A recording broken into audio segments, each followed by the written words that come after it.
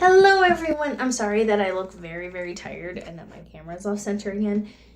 But I'm recording videos back to back, and so that's why I look like I did in last FCA Friday, which if you haven't seen, today is St. Patrick's Day. Happy St. Patrick's Day! I hope that you're all having a good time. Some of you might not see this until Saturday because you were partying too hard, but as long as you did it safely, we're good.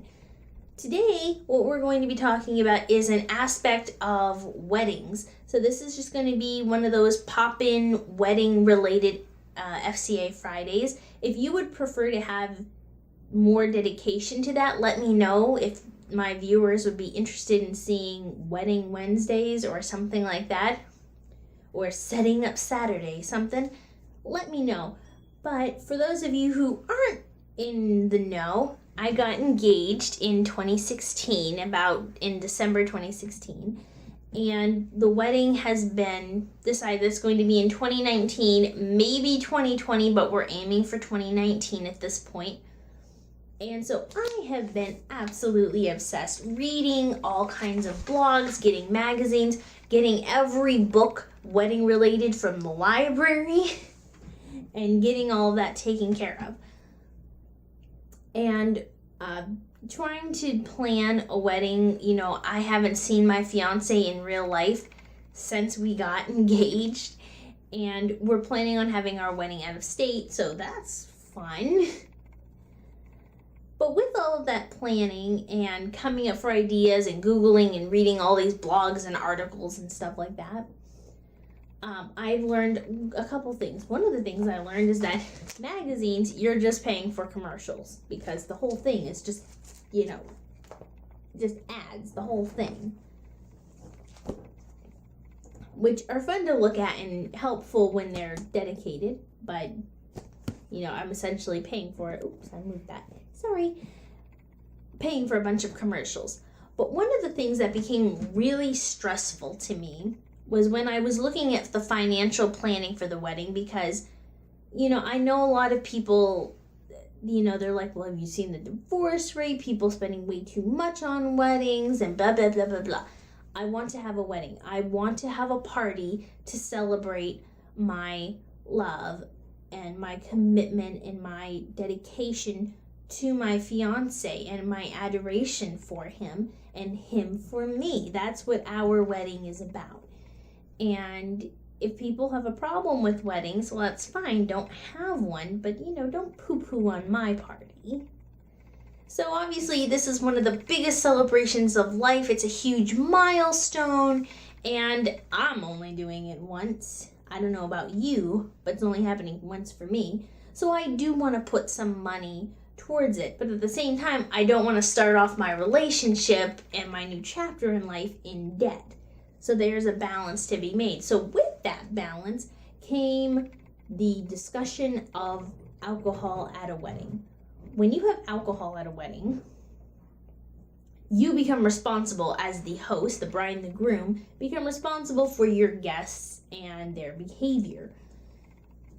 So you don't want to get people belligerently drunk, and at least I don't. You don't want, arguments to happen because people get some drinks in them, they become a little bit more uninhibited, and all of a sudden you got people going bah, bah, bah, bah, bah, bah, bah, and taking away from you and your fiance, or having some person start stripping, or having people passing out or getting sick, or goodness forbid getting police involved from alcohol related incidents at your wedding.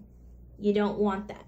The other thing that you don't want is to spend thousands and thousands and thousands of dollars on beverages, which is what happens with open bars.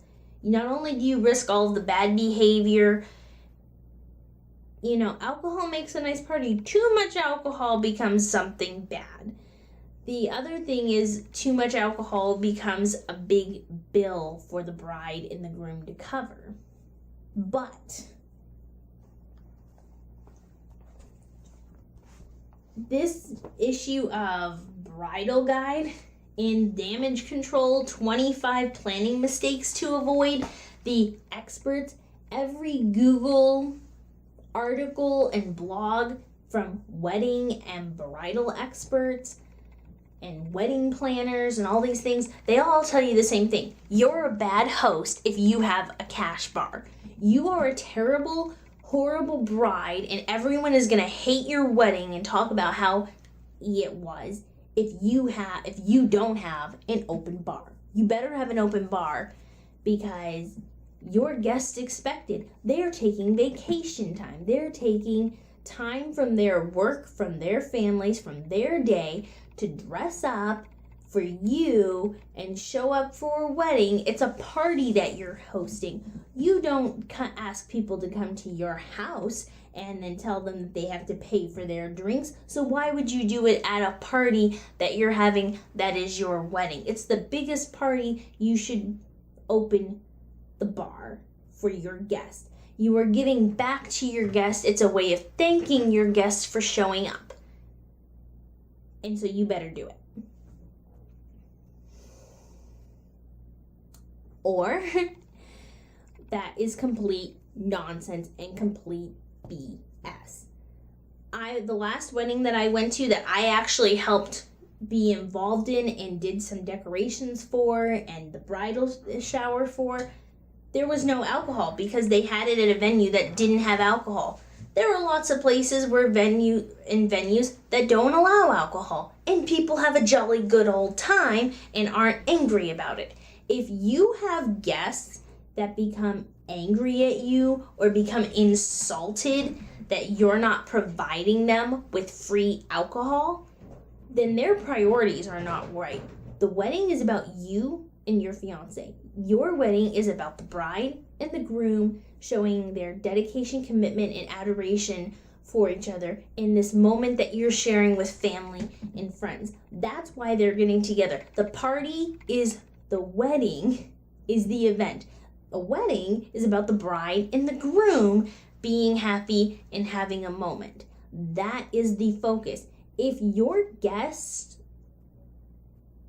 are going to become angry and they're not wanting to share that moment with you unless alcohol is involved, then you need to rearrange your guest list.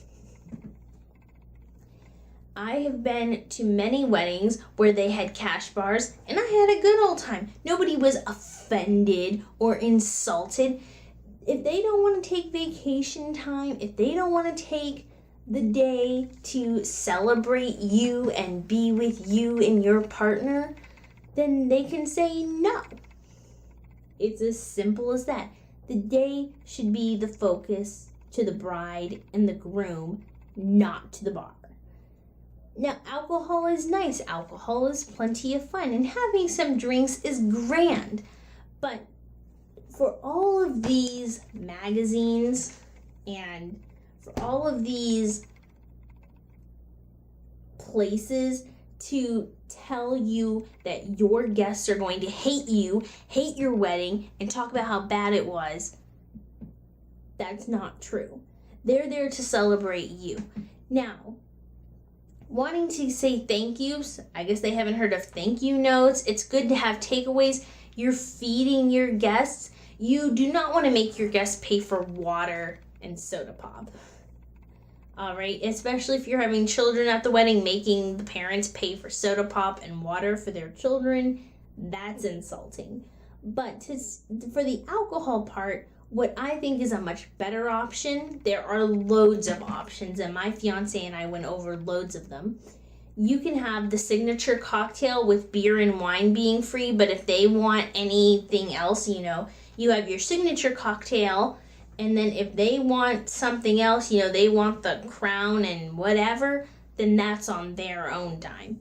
You're giving them alcohol, and you're having a bit of, you're putting some money towards that, but it's not going to break the bank because drinks are $2 to $4 most of the time at weddings. And if you have 150 guests who are going to drink on average 4 to 5 drinks at, we'll say at the highest cost of $4 a drink that I mentioned, you're looking at $2,000 to $3,000 in drinks, in beverages. That's not decorations, that's not in food, that's not in your dress, that's not in the venue cost, just in drinks. Another option is just to have open bar for part of the time. So, from this time to this time is open bar, and then after that it's going to be a cash bar. Or you could just have a place where you just have certain things available or don't have alcohol at all. You want to make sure that your guests have water, maybe have each table setting have a bottle of water added. Make sure that, you don't want people to die of thirst, you don't want people to get dehydrated, and you don't want people to be hungry at your wedding. Those are ways that make them cranky. Or you can set a limit, you pay, here's $1,000 to the bar, and once that money runs out, then the guests have to start paying for it. That's my least favorite option, because if you have a line of people, it's not the last person's fault that they were at the end of the line and they didn't get anything to drink. Being the first one who has to pay is always going to suck.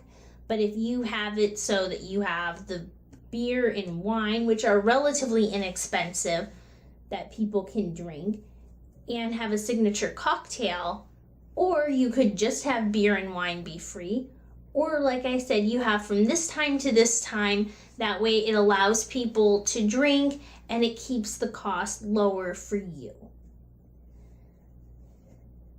So I hope that you enjoyed this little insight that I had, and I will talk to you later. Bye-bye.